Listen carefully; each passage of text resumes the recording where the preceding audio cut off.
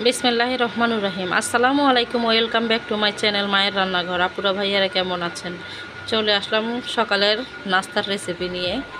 সকালে এই যে চাপটি পিঠা বানাবো, তাই আটাটা পরিমাণ মতো লবণ আর পানি দিয়ে একটু গুলে নিচ্ছি। এই যে একটা তাওয়া বসিয়ে দিলাম, হাতের সাহায্যে একটু ছড়িয়ে দিচ্ছি আর কি। বাসায় যেমনি নর্মালি বানাই তেমনটাই একটু দেখাচ্ছি আপনাদেরকে। এটা সকালের নাস্তার জন্য, আলসির কারণে রুটি বানানো হয় না।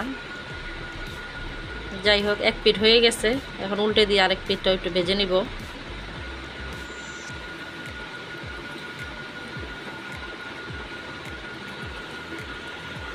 এইভাবে করেই সব কয়টা বানিয়ে নিব। আপুরা ভাইয়ারা কে কোথা থেকে দেখছেন, আশা করি আল্লাহর রহমতে ভালো আছেন। আলহামদুলিল্লাহ, আমরাও আল্লাহর রহমতে আপনাদের সকলের দোয়ায় ভালো আছি। এখানে যে গরুর পায়া রান্না করা হয়েছিল, এটা দিয়ে সকালে নাস্তাটা করব, একটু গরম করে নিচ্ছি। এই যে চলে আসলাম খেতে, গরুর পায়া আর চাপটি পিঠা। সকালে এমন নাস্তা হলে সত্যিই কিন্তু জমে যায় আলহামদুলিল্লাহ।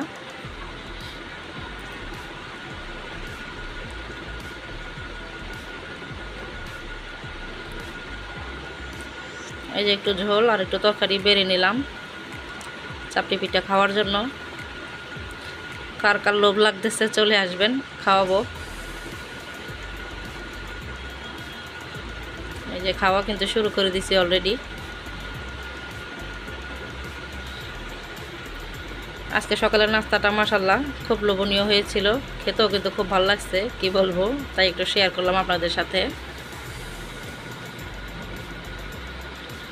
চলে আসলাম রান্না করতে। এদিকে বসিয়ে দিলাম বড় একটা কড়াই, আর পরিমাণ মতো সাদা রান্নার তেল দিয়ে দিলাম।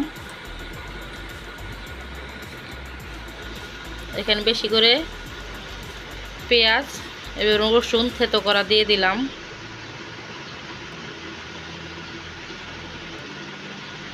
দিয়ে দিলাম সামান্য পানি, মশলা জানি পুড়ে না যায়।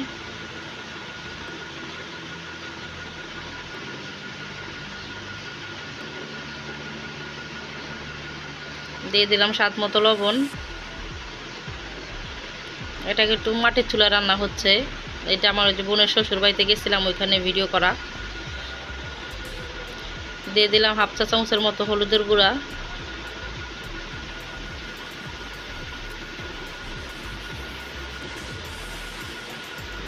আর একটু হলুদের গুঁড়া দিলাম সামান্য পরিমাণে। দিয়ে দিলাম 1 চা চামচের মতো মরিচের গুঁড়া। দিয়ে দিলাম ধনিয়ার গুঁড়া।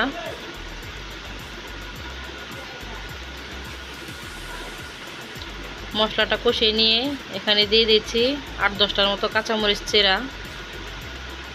আমি তো ভাবতাম শুধু আমি বুঝি ঝাল খাই, না, আমার মতো পাবলিক আরও আছে, ওনারা অনেক ঝাল খায়। এখানে দিয়ে দিলাম একটা তেলাপিয়া মাছের মাথা আর একটা পিস, দিয়ে খুব ভালো করে একটু কষিয়ে নিব এখন।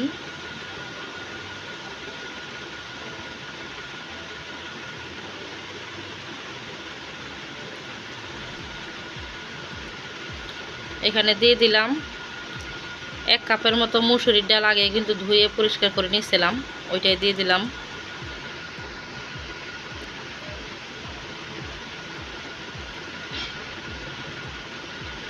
এই যে মুসুরির ডালটা 2-3 মিনিট একটু কষিয়ে নিলাম। এখানে দিয়ে দিলাম 5 মিশালি শাক, যেমন কুমড়ার শাক, তারপরে আপনার ডাঁটার শাক, হেঁচির শাক, তারপরে কলা কচুর শাক, মানে অনেক পদের শাক মিলানো। এখানে শাক দেখে তো পাগল হয়ে গেছিলাম, তাই অনেকগুলো শাক উঠাইছিলাম সব মিলাইয়া। ওইটাই এখন একটু রান্না করব।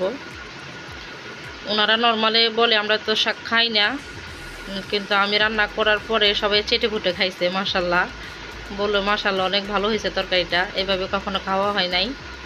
তা আমি এবার বললাম যে এভাবে রান্না করে মাঝে মাঝে খাবেন, দেখবেন ভালো লাগবে। যাই হোক, শাকগুলো দিয়ে খুব ভালো করে একটু উল্টে পাল্টে দিচ্ছি। অনেকটা পানি উঠে গেছে, মাছগুলোও কিন্তু ভাঙা হয়ে গেছে দেখেন।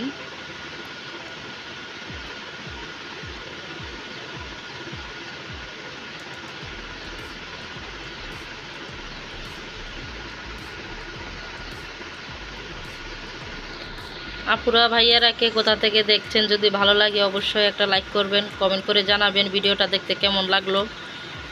আর নতুন যদি কেউ আপু ভাইয়া হয়ে থাকেন, ভালো লাগলে অবশ্যই সাবস্ক্রাইব করে আমার পাশে থেকে যেতে পারেন এমন নতুন নতুন ভিডিও পাওয়ার জন্য।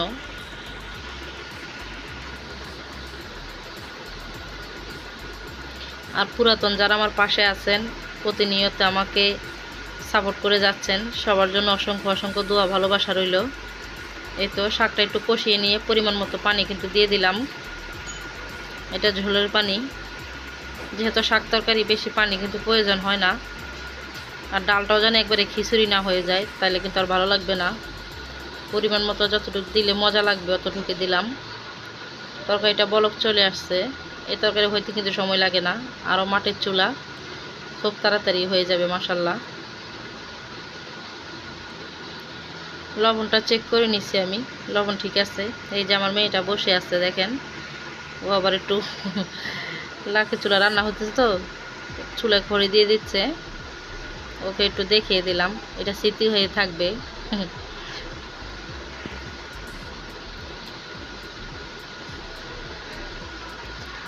এই তো তরকারিটা কিন্তু হয়ে গেছে, আর বেশি কিছু করার প্রয়োজন নাই।